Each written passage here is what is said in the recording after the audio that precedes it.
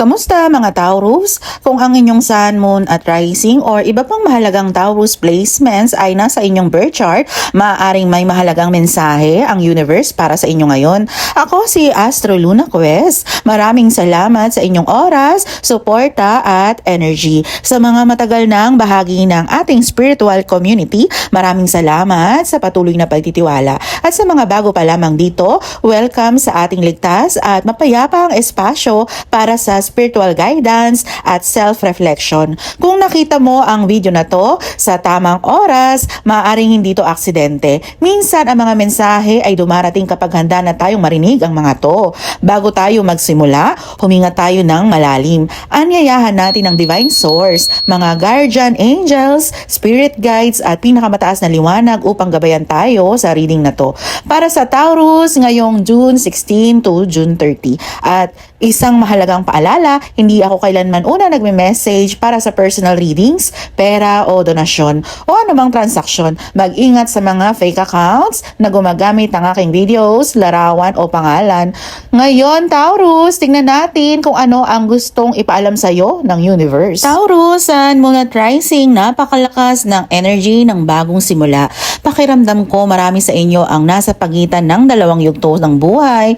May isang chapter na unti-unti nang nagsasara at may bagong chapter na naghihintay na mabuksan. Ngunit ang kakaiba rito, hindi ito mukhang malaking pagbabago sa simula. Parang simpleng desisyon lamang, parang simpleng pag-uusap lamang, parang simpleng pagkikita lamang. Ngunit ito pala ang pagbabago ng direksyon ng iyong buhay. Nakikita ko rito ang tema ng stability. May mga Taurus na matagal nang naghahanap ng peace, matagal nang naghahanap ng lugar kung saan pakiramdam nila ay ligtas sila. At nakikita kong unti-unti itong dumarating. Kasabay nito ay may tema rin ng pagbitaw. May mga bagay na hindi na ninyo kailangang hawakan. May mga takot na hindi na ninyo kailangang dalhin. May mga tao na hindi na ninyo kailangang kontrolin. Kapag natutunan ninyo itong bitawan, mas mabilis darating ang blessings. May malaking manifestation energy din. Parang mas mabilis magkatotoo ang mga iniisip nyo. Kaya mag-ingat sa iniisip, mag-ingat sa pinapakain ninyo sa inyong isip dahil napakalakas ng energy ng paglikha ngayong panahon. May ilan din sa inyo na matagal nang nakakaramdam na parang nakulong kayo sa isang situation. Ngunit nakikita ko rito ang pagputol ng mga tanikala, parang may kalayaan na paparating, may breakthrough, may realization, may malinaw na katotohanan na magpapalaya sa inyo. Ngunit kasabay nito, may warning din tungkol sa conflict. Hindi lahat ng laban ay kailangang patulan, hindi lahat ng argument ay kailangang panalunan. May mga Taurus na magiging mas matagumpay kapag pinili nilang protektahan ang kanilang kapayapaan. At sa pagtatapos ng buwan, may mga lihim o bagay na matagal nang hindi malinaw na unti-unting mabubunyag. Mga katotohanang lalabas at sa halip na matakot, makakaramdam kayo ng ginhawa. Paalala lamang, hindi ito medical diagnosis. Energetically at spiritually, nakikita ko rito ang lalamunan at thyroid area sensitivity, neck tension, shoulder stiffness, jaw tension, hormonal imbalance, sleep disturbances, headaches, stress-related fatigue, digestive discomfort, water retention, sinus congestion, lower back discomfort. May ilan sa inyo na hindi sapat ang pahinga. May ilan na masyadong maraming iniisip bago matulog. Ang mensahe ng spirit, ang katawan ninyo ay humihingi ng balanse. Single Taurus, napakalakas ng energy ng bagong tao. At ito ang nakakatuwa. Hindi ito mukhang random Parang may dahilan kung bakit kayo pagtatagpuin. May sense of familiarity. May pakiramdam na parang matagal na kayong magkakilala. May comfort, may safety. At ito ang eksaktong energy na nakikita ko rito.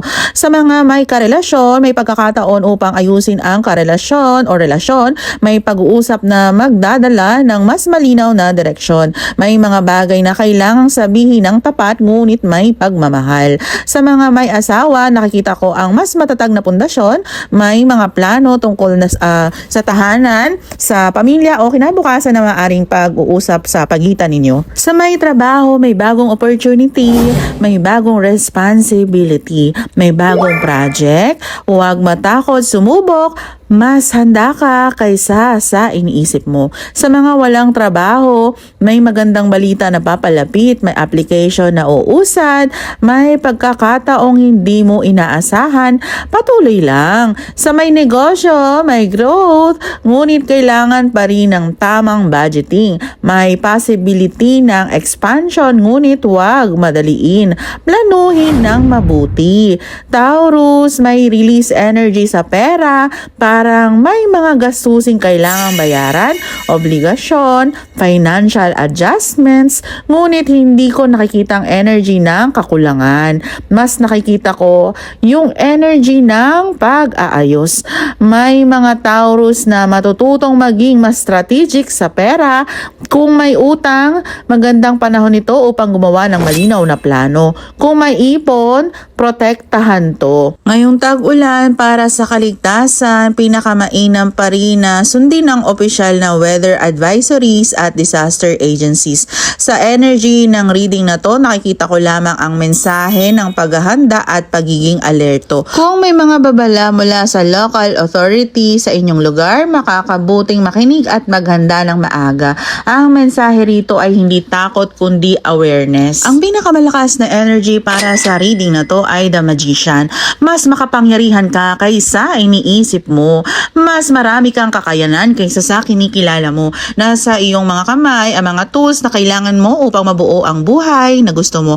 Ang tanong ay, handa ka na bang gamitin ang mga ito? At yung angel message ay new partner. Taurus, may bagong tao o bagong connection na maaaring pumasok sa iyong buhay. Hindi ito aksidente. May dahilan kung bakit kayo pagtatagpuin. Mapapansin mo to sa pakiramdam ng pagiging komportable, pakiramdam ng pagiging ligtas, pakiramdam ng pagiging pamilyar. Magtiwala sa iyong intuition. Steady progress, nakikita ng universe ang lahat ng effort na ginagawa mo. Kahit pakiramdam mo mabagal ang progress, may progress pa rin. Kahit hindi mo pa nakikita ang buong resulta, may nangyayari na sa likod ng eksena, patuloy lamang, mas malapit ka na sa iyong breakthrough kaysa sa inaakala mo. Kung nararamdaman mong para sa iyo ang mensaheng ito, maaari mong i-comment. Ako to bilang pag-claim ng reading na to. Taurus, Sun, Moon at Rising, maraming salamat sa pag-google ng inyong oras kasama ko ngayon. Kung bago ka pa lamang dito sa ating spiritual community at nagustuhan mo ang reading na to, huwag kalimutang mag-follow o mag-subscribe para sa mas marami pang tarot readings, astrology guidance, zodiac predictions at spiritual messages. Tandaan, ang mga cards ay gabay. Ang mga bituin ay direksyon, ngunit ikaw pa rin ang may hawak ng kapangyarihang likhain ang iyong kinabukasan. Ito si Astro Luna Quest, naway mapuno ng pagpapala, kapayapaan at magandang oportunidad ang nalalabi mong mga araw ngayong buwan. Hanggang sa muli!